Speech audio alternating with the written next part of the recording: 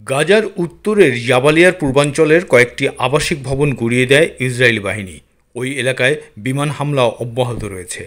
গাজা উপত্যকার দক্ষিণের খান ইউনুস শহরের কেন্দ্রস্থলে একটি আবাসিক বাড়িতে বিমান হামলা চালিয়েছে ইসরায়েলি যুদ্ধবিমান। শহরের আল কাতিবা এলাকার আশপাশ এবং স্ট্রিট 5-এতেও গোলাবর্ষণ করা হয়েছে। এই পরিস্থিতিতে হামাস বেসামরিক মৃত্যুর সংখ্যা বাড়ার ঘটনায় নিন্দা জানিয়েছে। তারা এর জন্য ইসরায়েল আমেরিকা পরিচালিত ত্রাণ বিতরণ ব্যবস্থাকেই দায়ী করছে। যুদ্ধবিধ্বস্ত ফিলিস্তিনি ভূখণ্ড গাজার পূর্ণ উদ্যমে হত্যাকাণ্ড চালিয়েই যাচ্ছে ইসরায়েল। সর্বশেষ গত মঙ্গলবার ভোর থেকে সন্ধ্যা পর্যন্ত গাজা উপত্যকার বিভিন্ন এলাকায় ইসরায়েলি হামলায় অন্তত 94 ফিলিস্তিনি নিহত হয়েছে।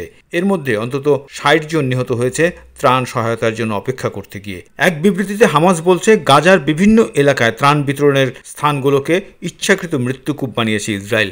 খাদ্য সরবরাহকে হাতিয়ার বানিয়ে তারা পরিকল্পিতভাবে ফিলিস্তিনিদের অনাহার, অপমান এবং গণহত্যার শিকার করছে।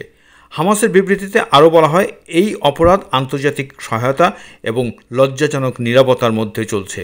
এটি মানবাধিকার ও আন্তর্জাতিক আইন লঙ্ঘনের স্পষ্ট উদাহরণ।